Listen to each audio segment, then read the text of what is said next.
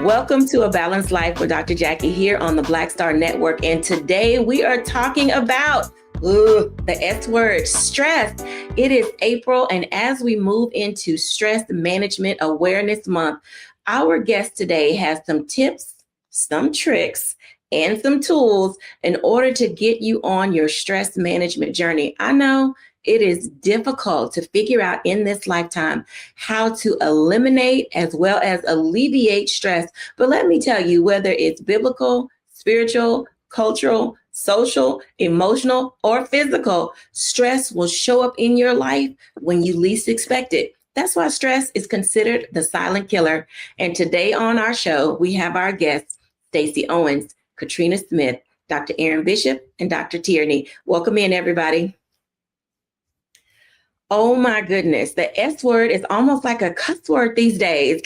Honestly, when you think about stress and the many forms in which it appears in your life, do you think that stress is good or stress is bad, or is it a combination? I'm going to come to Dr. Tierney on this one because Dr. T, when I think about stress, so we're just going to say I have a head full of gray hair, so no explanation needed on how my body manifests stress.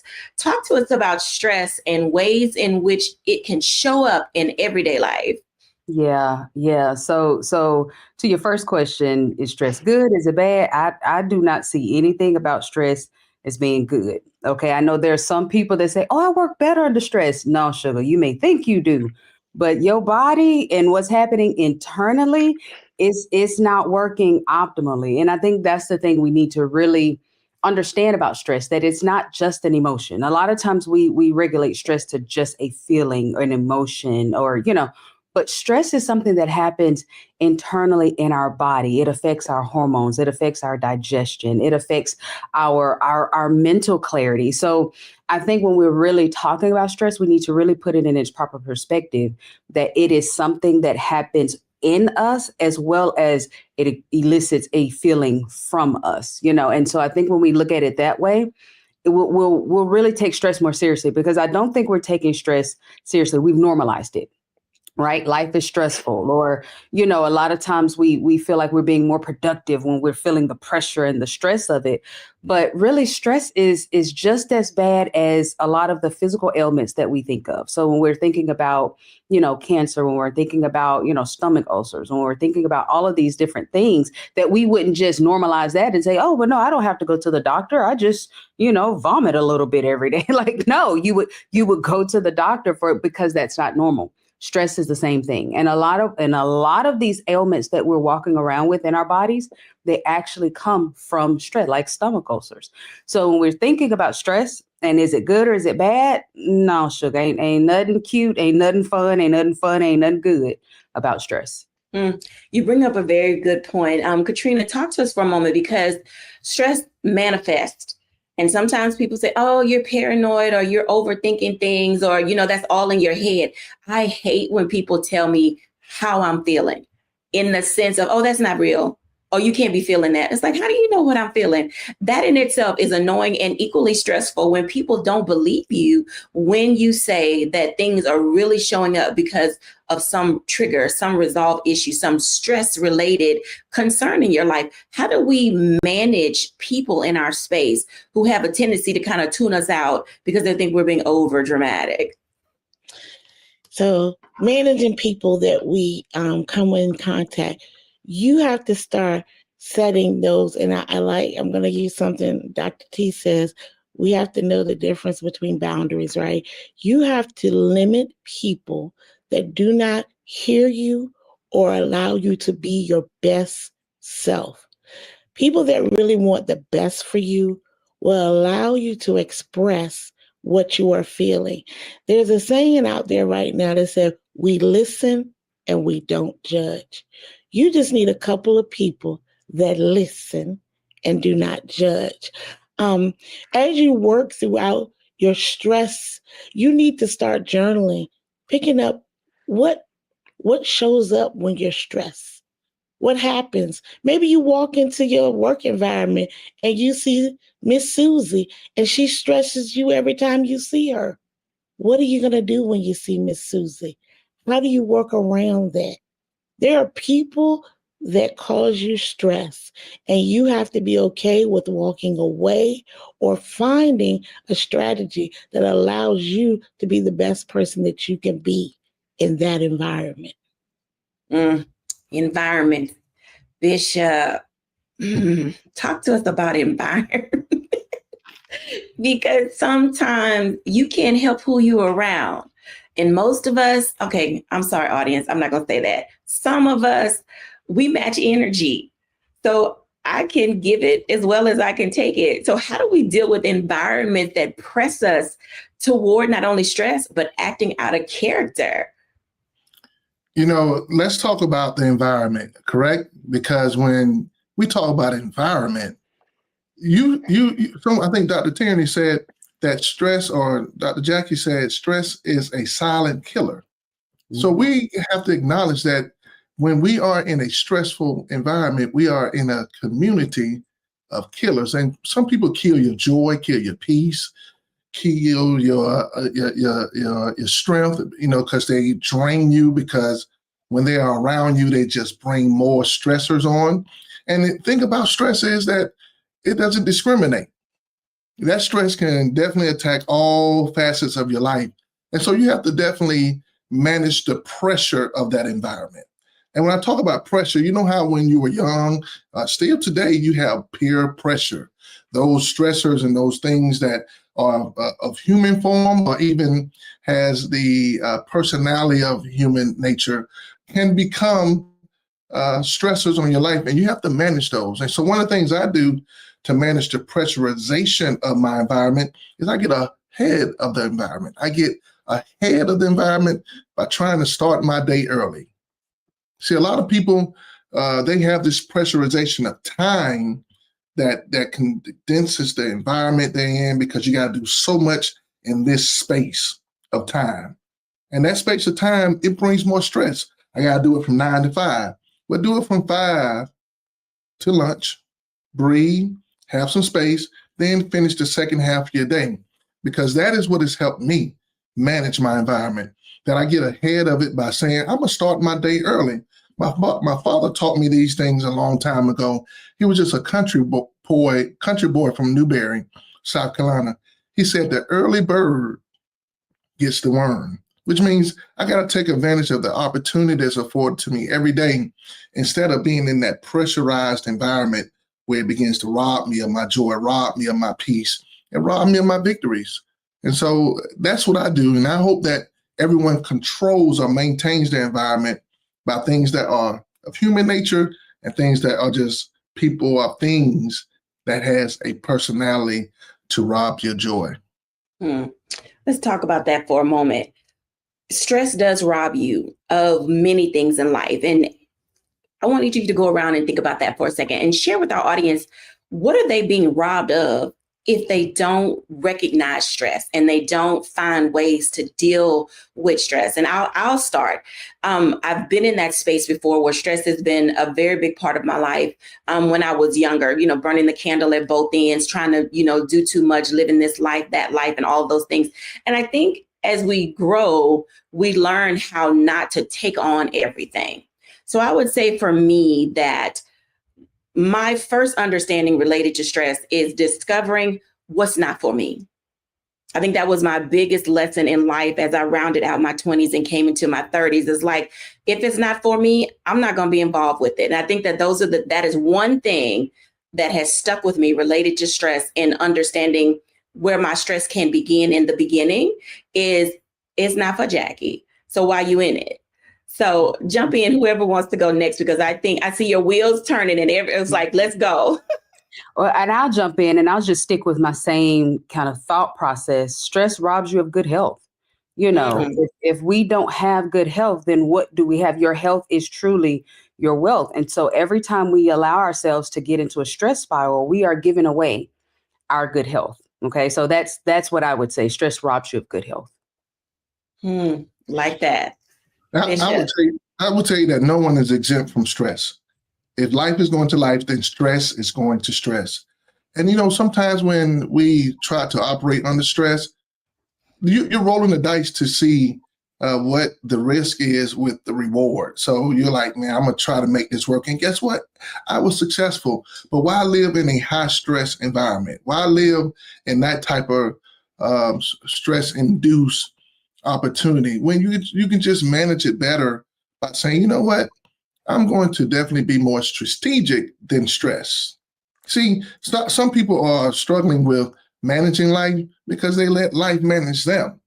I'm going to allow myself to be the manager of my life because every day is a great opportunity. Stress is an equal opportunity provider. It's for everyone. It doesn't discriminate, and it's going to come knock on your door. It's going to text you on your phone and say, I'm here.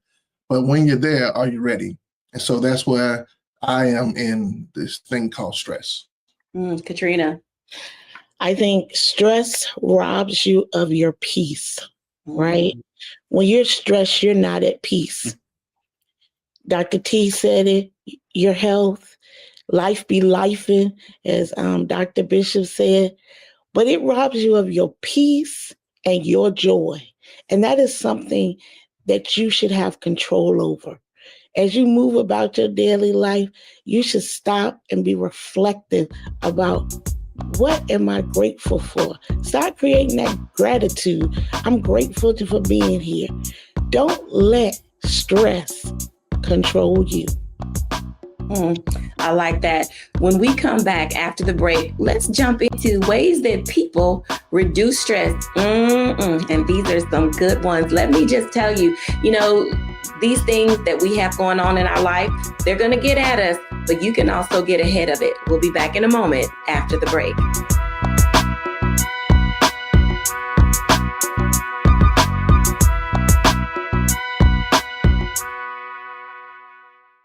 We begin tonight with the people who are really running the country right now. Now, Trump is often wrong and misleading about a lot of things, but especially about history. Donald Trump falling in line with President Elon Musk. In the wake of the unsettling news that MSNBC has canceled Joy Ann Reid's primetime show, The Readout, Roland Martin and the Black Star Network would like to extend an invitation to all of the fans of Joy Ann Reid's MSNBC show to join us every night to watch Roland Martin Unfiltered, streaming on the Black Star Network for news, discussion of the issues that matter to you, and the latest updates on the twice impeached, criminally convicted felon-in-chief Donald Trump and his unprecedented assault on democracy, as well as co-president Elon Musk's takeover of the federal government. The Black Star Network stands with Joy Ann Reid and all folks who understand the power of Black voices in media. We must come together and never forget that information is power.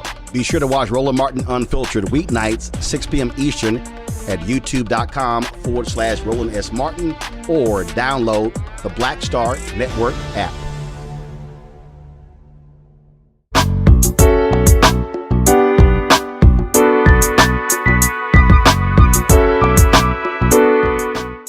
Welcome back, everybody, to A Balanced Life. And as you can tell, stress can rob you of your peace. It can rob you of your joy. It can rob you of time. It can rob you of good health. While at the same time, there are people out there who have found some amazing ways in order to discover how to reduce stress. Whether, like me, I love to axe throw. It is one of my favorite things. I like to rock climb. It gets me in a different headspace. Let's talk about what people are doing in this life to get rid of themselves and stress. And we also want to talk about how people are eating their emotions. Hey, y'all. Now, let me just say, what are some of the things that you do to relieve stress? And I know this is an adult show. It's a faith-based show, but I will say that people do a lot of different things to relieve stress. Oh, people over there smiling, those with significant others, y'all understand what we're alluding to. So there are a multitude. Hey, Bishop, I see you. There are a multitude of ways that people reduce stress. I'm going to let the adulting be the adulting. You know what I'm saying? See, let me go Bible first, right? So the Bible says that stress is this thing that one can be overwhelmed with. One can be overwhelmed with it, right? But then it says two can defend. And see, when me and my wife come together and we be dating, we be booed up and bayed up, stress No stress there because the adulting don't want to deal with the childish thing of stress. No, but let me tell you, on a good night after we've had a long week, one of the stressors of me and my wife's union is, man, we're going to throw on some good old music. We're going to throw on some Luther, some Mary, some Beyonce. We're going to throw on, everything that makes the mood turn into the opposite direction, because these things called responsibility or the adulting of life, it can be overwhelming, right? For one can be overwhelmed, but two can easily defend. But that third thing you bring in, which is music, and don't let me get to the line dancing with them fans at, the boots on the ground. When we get to that level of engaging each other as a husband and wife, man, I'm not worried about the stresses of life. At least it's behind me in my rear view. The windshield of what I'm experiencing with my wife literally brings me into managing how life is lifing. And so, yeah, I do the music, I do a good meal, I do some line dancing with my wife, and then we go home.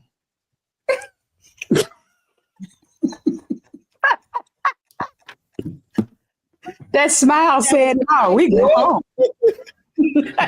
Where them fans at? Love it. Oh, I mean, but you honestly, y'all, we have to keep it real, because relationships and intimacy are such a very big part of adult life, and being able to release our stress. So rather than eating our feelings, having good people in your life is always a bonus. And so whichever y'all want to jump in, because Bishop got me tickled over here. I'm gonna go before Dr. T go, because I'm on the G side, okay? All right. So we talked about some of those de-stressors. Definitely what came to my, to know me, this. Stress spelled backward is dessert. And so one of the best things is to have just a little piece of dessert. Nothing wrong with having something good to eat, little strawberry shortcake, some cheesecake. I don't know, maybe your boo-bae thing made you something good that you like to eat. But then also the gift of laughter. Even as we sit here and we're laughing, that helps us relieve stress by being able to laugh. Laugh at your own self. You say some crazy things every now and again. You talk to yourself, laugh at yourself. It helps to relieve that stress. And I'm with Dr. Bishop on this. And nothing wrong with a good dance. Go on and do that. Boots on the ground. Go on and get your fans. Shake your tail feather. Dance like nobody is watching and have a ball at it. It all helps us relieve that stress, and it is so much fun. It's so much fun. Dr. T. So I'm going to come somewhere in the middle of them. Oh, PG, y'all. We got the R-rated, the G-rated, and the PG-rated. Yeah, I'm going to come somewhere in the middle. So to what my brother, Dr. Bishop, was saying, yes and yes. Sugar. That is it. And I say, and I want to highlight that because a lot of times we'll allow stress to disrupt our intimacy. Because we're so stressed, it can start to cause us to, separate from one another. But it's something about when you come together and that stress time together, yeah, sugar, you want to go ahead and take advantage of that. And even if we go to a science, there is a hormone that combats our cortisol. Cortisol is the hormone that's released during stress, but there is a hormone that's released when we, what I'm saying, that combats that. That actually puts us in a, not just a good mind space and headspace, but actually calms our body. So it's not just that we're saying like, oh yeah, go, but it actually is good for our bodies when we do that. And of course we're talking about under the, marriage, but we grown. So, okay. But on the other side of the spectrum, you need to know what it is that helps you to de-stress. I employ a multitude of tactics, when I'm stressed out. I will go for a run, and I love to run until my legs burn, my lungs are burning, and I just cannot give any more energy to that thing that's causing me stress because I just gave it all to the pavement. And so that's one thing that I do. Something else that I like to do that's a bit quirky. So do y'all remember the game at the carnivals or the fairs where they'll have like the little clowns lined up, and then you'll take the ball and like throw it at the clown and see how many you can knock over? Well, there's this place here called Frankie's, and Frankie's has that game, and it's only like $1.50 to play. I will go to Frankie's, take my grown self in there with all them babies and get my little Frankie's card and swipe that card. And I will throw that ball at them clowns like them clowns done stole my money. And until I can really get that stress out and really like work that thing out, and whatever it is, whatever attack, whatever is causing me stress, I like put it on that clown, and I try my best to knock that clown's block off, with that ball. So I fly kites, and so I'm giving you all of these different options. I go get massages. I mean, because relieving stress is not a one size fit all, for everyone. You use what you got, sugar, to get what it is that you want, and so for you, it might be axe throwing. It might be blowing bubbles. It might be flying kites. It might be, throwing balls at clowns. It might be getting with your boot thing and boots on the ground or in the air, whatever that is. It's your job to really play with those to see what works for you, so that when stress comes, you'll already have a multitude of options for you to be able to tap into.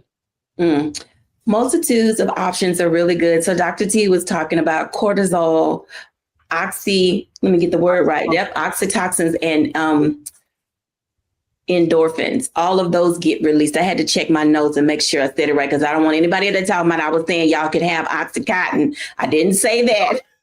No. I said oxytocin, which are endorphins that are released when you're in the act. And I'm going to use the S word, the 3-letter word, the not a dirty word called sex, because those are ways, because oftentimes people, between a lack of intimacy and a lack of communication, stress can happen. There's a big distance between what people want to say and then how people act out, not really understanding that they are building stress in their lives simply because they don't have a avenue for release, whatever that release needs to be, can be, or should be in their lives. And people get triggered by anxiety. They get triggered by what people say to them. They get triggered, just by, oh, who do they think they are? And I can't believe her. Or did you see how she walked in? Or he think he all swaggy. All of these different things, how people talk, what they say to each other, bring about different forms of emotions. Katrina, talk to us a little bit about how not communicating openly and honestly can lead to triggers and stress. When you're not open and honest and you're not communicating, you're holding it, right? I can walk in a room and see someone and be instantly triggered because I haven't let it go.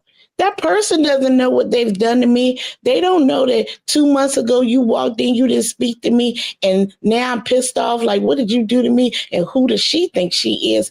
And I'm eaten up inside every time I see you. Every time I see you, I'm triggered. You make me sick. Oh, I get up. My stomach's upset because I have to start being in control of my emotions. If I'm not willing to go to the person, have a conversation, if I'm not willing to pray and ask for forgiveness, because forgiveness is for me, it's not always about the other person. Those are some things that I need to do so that I can move forward, right? Because that stress is going to eat me up. You over there having a fabulous time, not knowing that I'm over here pissed and I can't enjoy myself. So I have to start being real with myself. I have to be in control of my emotions.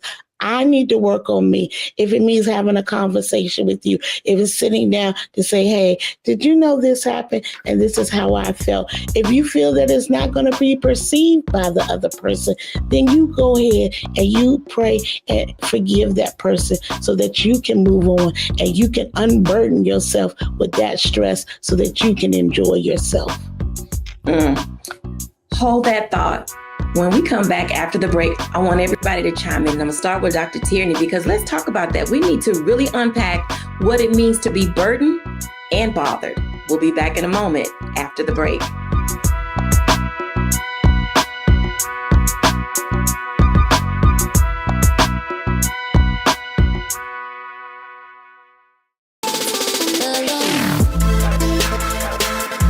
Hey y'all, welcome to The Other Side of Change, only on the Black Star Network and hosted by myself, Bree Baker, and my good sis, Jamira Burley. We are just two millennial women tackling everything at the intersection of politics, gender, and pop culture. And we don't just settle for commentary. This is about solution-driven dialogue to get us to the world as it could be and not just as it is. Watch us on the Black Star Network, so tune in to The Other Side of Change.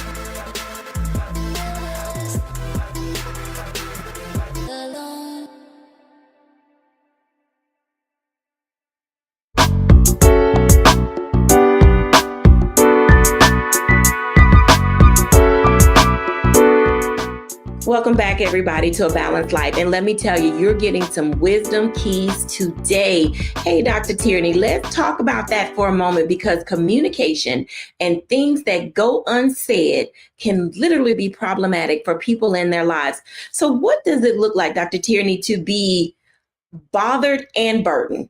Because there are a lot of people walking around with a chip on their shoulder trying to figure out how to get themselves together. Help the people. Yeah. Well, I think the first thing we have to understand is why we're bothered and burdened. And a lot of times, and I found this in my own life, so Sugar, I'm not coming for you. I'm just telling on myself here, okay? And if it hits you, oh well.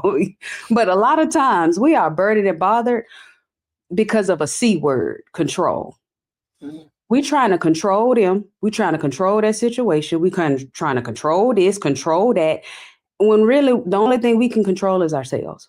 And so a lot of times we are stressed and bothered and burdened and upset or, because of our own expectations, because of something we're trying to control that we don't have control over, should never have had to try to have control over. And really, in a lot of these cases, only God can control it. But we're trying to control something. And when we can't get control of that thing because we never should have tried to even have control of it, then now we're mad at them. We're mad at this. We stressed about this. We stressed about that, trying to figure out how we're going to do this or how we're going to get that and it's not ours to control. This is where prayer needs to come in.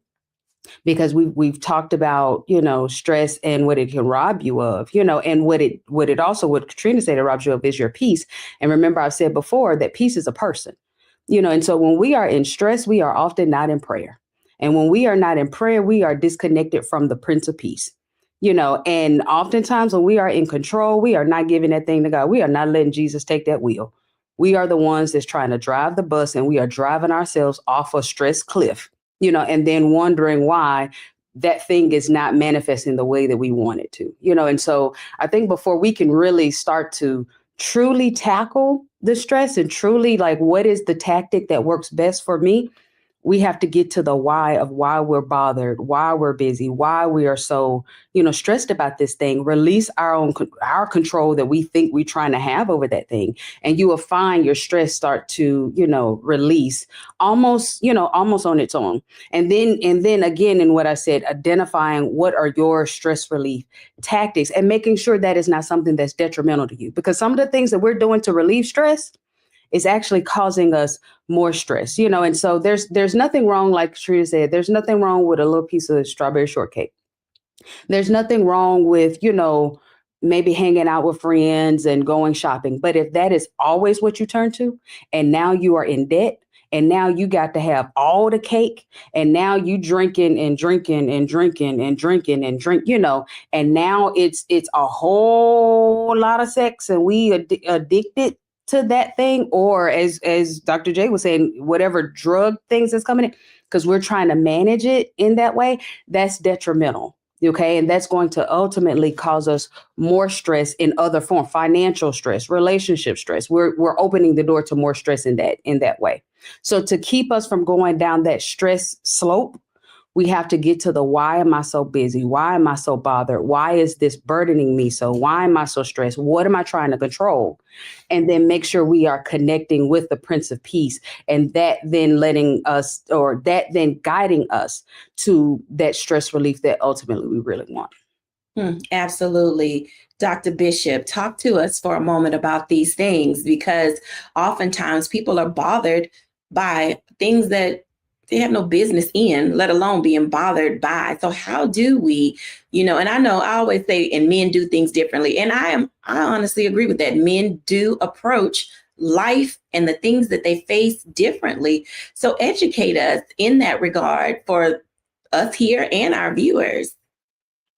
Being a man of this beautiful melanin skin in America can be a stressor just by waking up.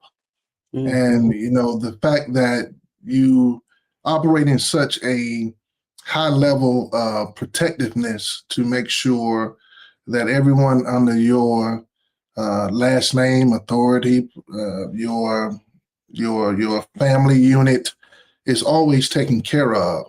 But one of the weapons of warfare that every man should know, according to my faith and to what I read in the book of Ephesians, the 6th chapter, is the prayer weapon, the weapon of prayer.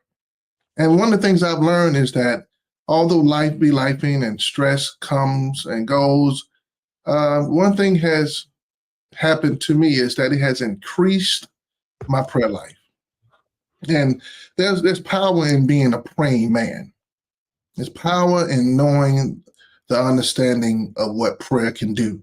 And so one of those things that I have learned to manage is my prayer life, because I shouldn't pray when it's just a problem.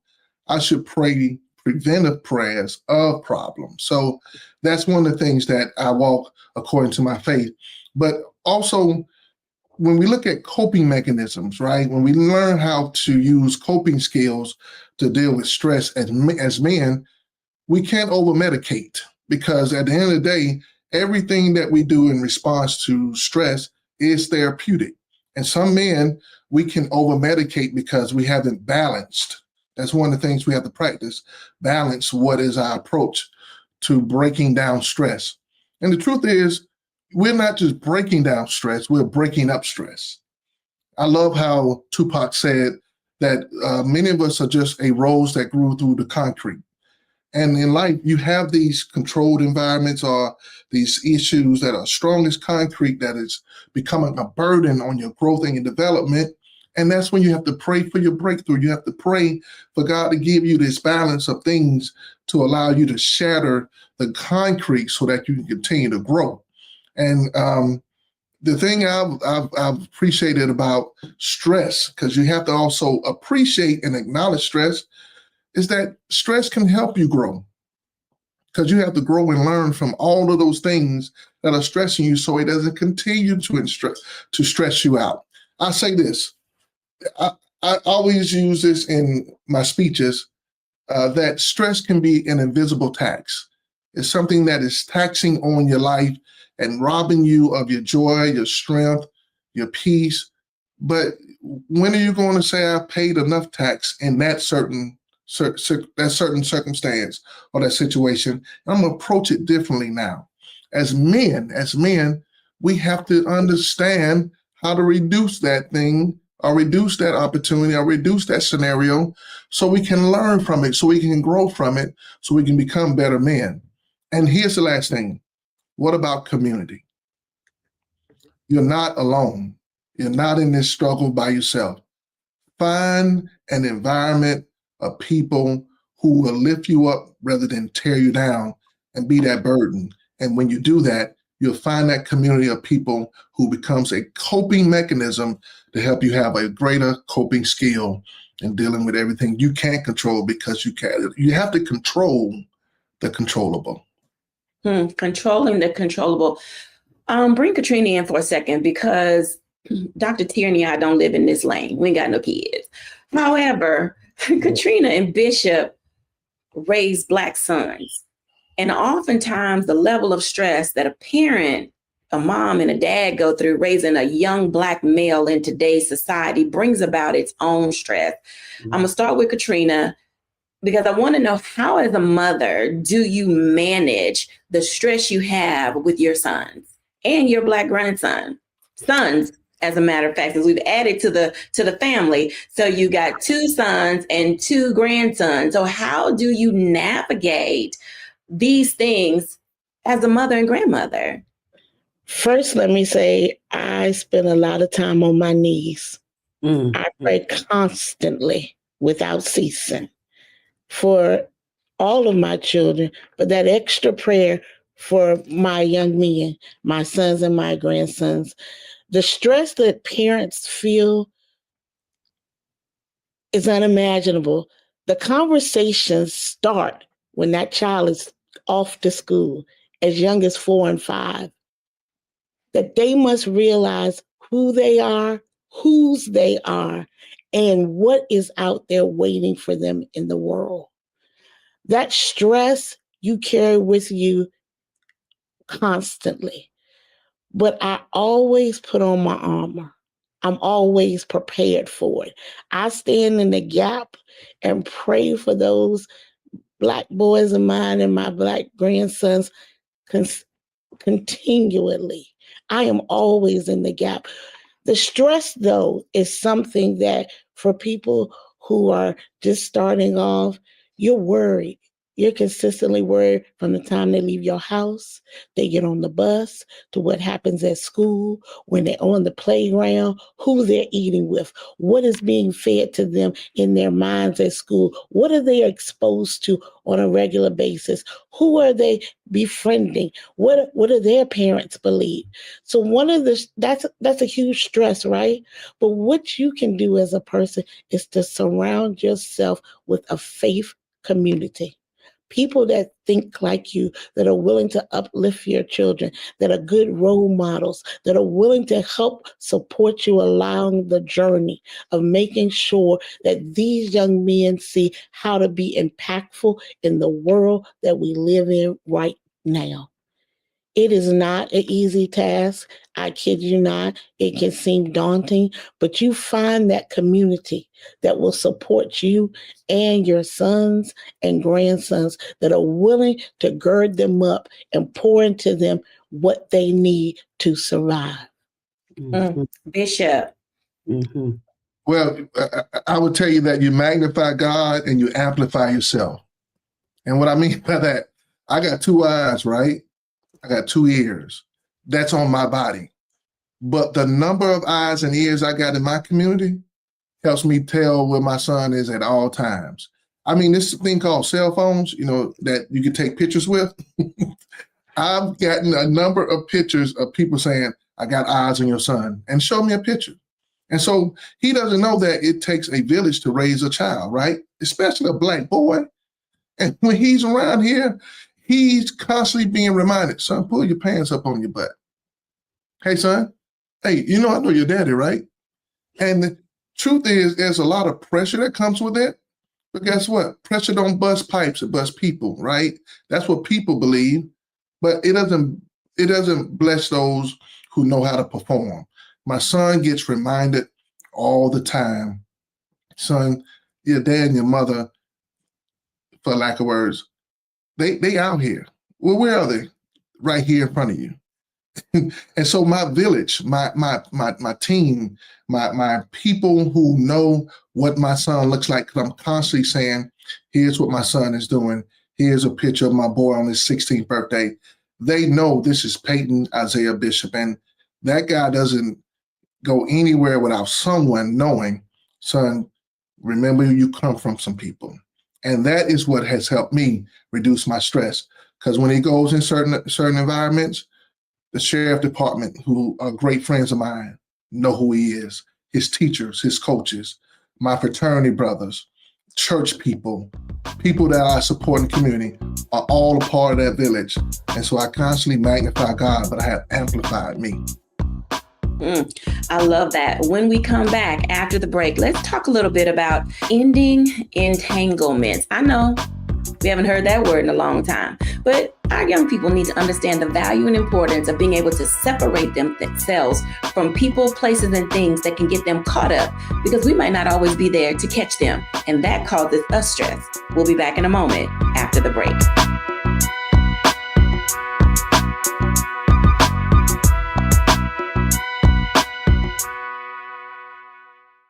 What's up, y'all? Look, Fanbase is more than a platform. It's a movement to empower creators, offering a unique opportunity for everyday people to invest in Black-owned tech, infrastructure, and help shape the future of social media.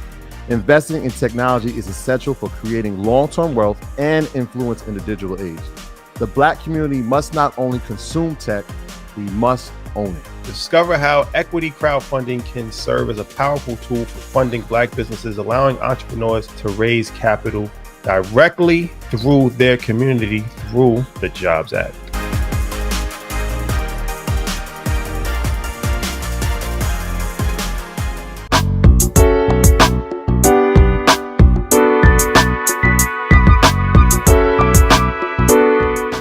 Welcome back, everybody, to A Balanced Life. And let me tell you, today is the day that we are really discussing in this month related to stress reduction, stress alleviation, stress management. These things are important for our own survival. As we have heard, it can take our health away from us in a blink of an eye. So how do you end entanglements? Get yourself out of things, or maybe not get into them at all, that can literally cause you to lose your life.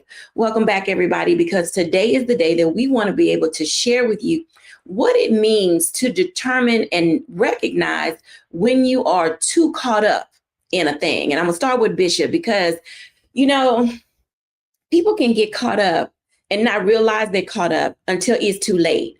Mm-hmm. And for those of us who are in their friend circle, their brother circle, sister circle, sorority, fraternity, whatever organization, we're like, what y'all doing? And why are you doing it? It's like people have a tendency, Bishop, to do the most and too much all at the same time. How do we help people end entanglements that could literally take their lives? You better let go and let God. You said better. You better let go and let God. When you're dealing with entanglements, you're cross-pollinating and, giving brand awareness to someone else. You got to really know who you are when you are dealing with other environments, right? Or other communities or people with this entanglement. One of the things I've learned to do is go in spaces where I'm appreciated, not tolerated. When I look at life and the responsibilities that are on me, there are certain environments I cannot be entangled with. There are certain conversations I don't want to be involved in, because every time I interject myself into a situation or a scenario, I get entangled because of the weight of my responsibility, of the weight of what I bring to the table. And some of us got to stop playing the risk and reward game on things that do not give you any profit, that doesn't give you the gain that you're looking for. The Bible says, what does it profit a man to gain the whole world and lose his soul? My soul, my integrity, my reputation is so important to me that I don't want to be entangled with something that is a web, a weave that I didn't create. And so when I look at where I am, I do have that situational awareness that, oh man, look where this is taking me, or look at this thing that is in front of me that may not come out the best for me. So those things that I've learned through life, through maturity and growth, it allows me to not to reduce myself, right? Put myself in a challenging circumstance that I cannot explain later. And so that comes with growth, because many of us, we'll be in the situation and before we know it, we're like, how did I get here? Well, the question is, how do you get out? That's a great observation, because you get into that space, you guys, when I know for me, like there's outsiders, there's insiders, and then there are times I'm at odds with myself. Dr. Tierney, those entanglements and managing the stress zone that comes with those things, where do people or should people reside? Because there has to be a delicate balance between how you attack and approach, those things that are necessary to keep you sane in this life. Yeah. I think this is where boundaries really come into play. When we know, and this really highlights why I say we should have boundaries and not barriers. Because if we have barriers, remember, sugar, barriers are about them. And we are looking at them and what's going on with them. But boundaries are about us. So when I'm looking at me and I know what my proclivities are, I know what gets me, into a stress space. I know what gets me wanting to act out of character or getting me, then I know what it is that I should or should not do. And those become the foundation for my boundaries. I'm not going there. I'm not saying this, or I am going to do this, or no, I need a minute because I have to pray every morning before I go, that then sets our boundaries. And when we have those boundaries, those healthy boundaries that are based on our needs, what we know about ourselves and the honest view of ourselves, not this view of ourselves that we think like, oh, no, I'm not. No, that real view of yourself, I know that I have a tendency to fill in the blank, sugar. Okay. Build your boundaries on the real you. And then when you have that, then that's what you're functioning from. Now, the next thing, once you set your boundaries, and this you guys haven't heard me say yet, you have to communicate those boundaries. So what that means is that in some cases, yes, we should ghost them. We should ghost that situation. We should ghost that conversation. We should just up and leave. This is where the Bible says, turn and go the opposite direction. Repent, just turn and go in the opposite direction. Do not pass go, do not collect $200. But in some cases, you need to have a conversation. You need to communicate that thing. And this is not to walk in the room and say, well, my boundary is, but if you know that, let's say, let me give you a real example here in a situation that I know, one person in the relationship struggles with anxiety. Okay. Mm-hmm. And so in their struggle with anxiety, what they end up unintentionally doing is creating an anxious home. Okay. And so then some of the demands or the conversations that are happening within that home and with their spouse and with their significant others and with their children is creating this tight, tense, stressful environment. Okay. But the person that now knows the boundaries is like, nope, this is what I need to do for me. So then they go and communicate with that stressful, person and say, hey, when you, say this or do this, I feel anxious, stressed, and that's not good for me. So can we, instead of managing it this way, can we start managing it this way? Let's look at it, doing it this way. That's a healthy communication that can alleviate stress, but also help to make that relationship stronger. Okay, so as we are navigating these different areas and environments that we should be and should not be in, it has to first start with a real honest self-awareness, self-evaluation of ourselves, creating those boundaries, and then how we communicate those boundaries. Is it that I walk away, or is it that I need to have a conversation because God gave me this relationship? He put me in this family. That wasn't by accident. Maybe you're the one that is supposed to break the chains of that anxious behavior pattern that has ran through your family until it ran into you. And so the onus is on you to take that first step to say, hey, am I going to run from this? Or is this something I'm supposed to run from? Or should I have this communication? Should I model this new behavior and then let that become the new way that we do things? And because everybody is different, everybody's situation is different. Sugar, I can't tell you which one is the one for you to do.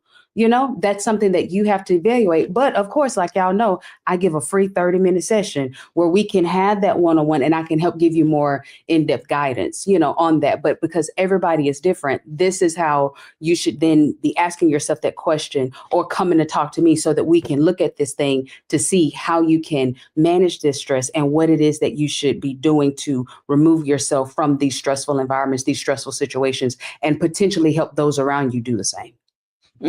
I totally concur with that. And I'm going to come to Katrina in a second. But, when we think about what the 5 R's are of being able to deal with stress, and all of those things, you have to rethink things, relax sometimes. You have to be able to release them, and even reorganizing our thoughts and, reducing all the chatter, that is around us. And Katrina, sometimes people have a difficulty with processes because they got to put in the work. They want somebody else to just give them a quick fix and do it for them.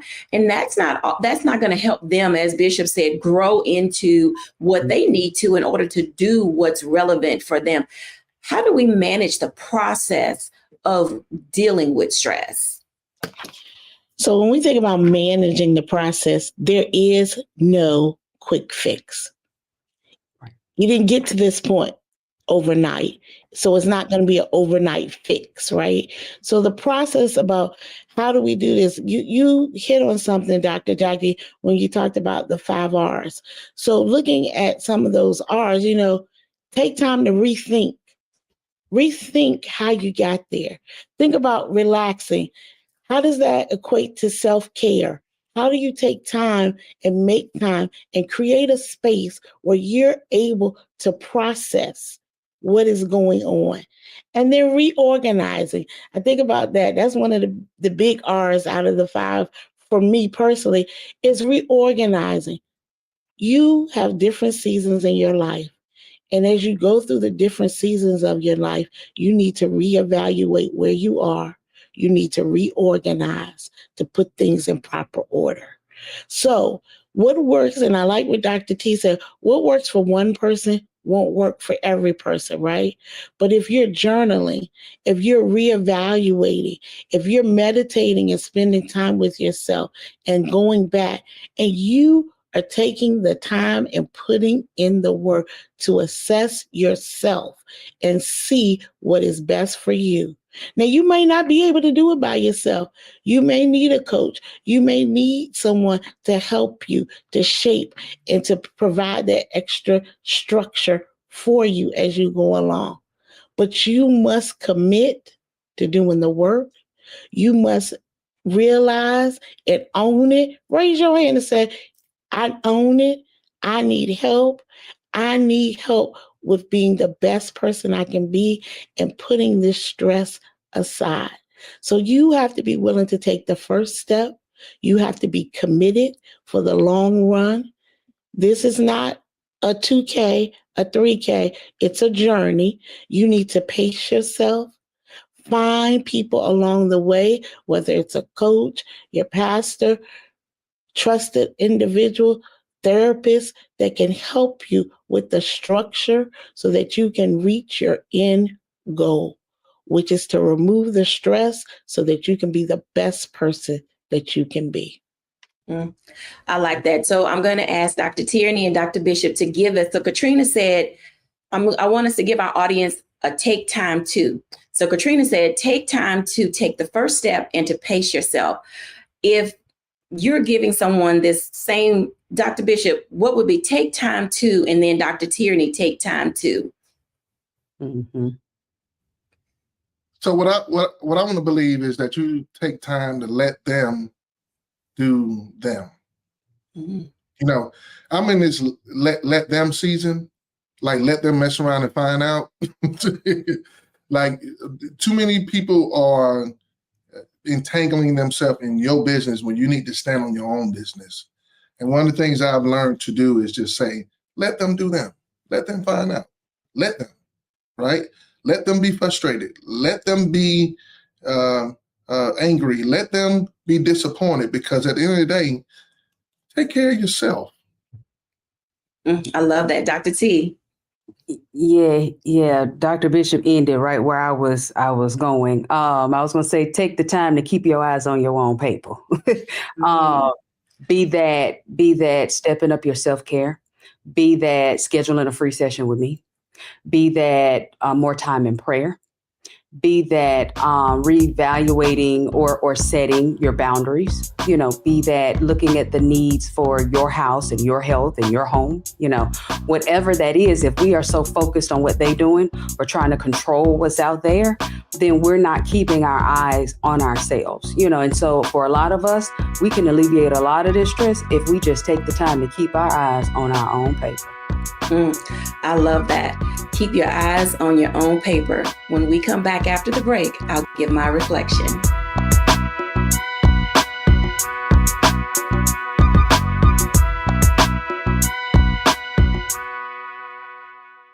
Hello, I'm Isaac Hayes III, founder and CEO of Fanbase. Listen to what I'm about to tell you. The window to invest in Fanbase is closing. We've raised over $10.6 million of our $17 million goal. That means there's room for less than 6,370 people to invest in Fanbase for the average amount.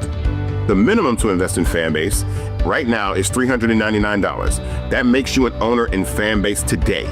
Go to startengine.com/Fanbase to invest. Why? Because current social apps have taken advantage of users for far too long, with content suppression, shadow banning, harmful racist content, and no real tools for monetization and equity. Fanbase has over 1.4 million users and counting, allowing anyone to reach all their following and monetize their content from day one. Social media is the new TV, and whoever owns the apps that distribute that content have the opportunity to own potential billion-dollar companies. While big platforms with uncertain futures are failing to serve their users, Fanbase is stepping up to fill the gap. Don't wait until it's too late. Invest now, invest for yourself and your future. Go to startengine.com/fanbase and own the next generation of social media.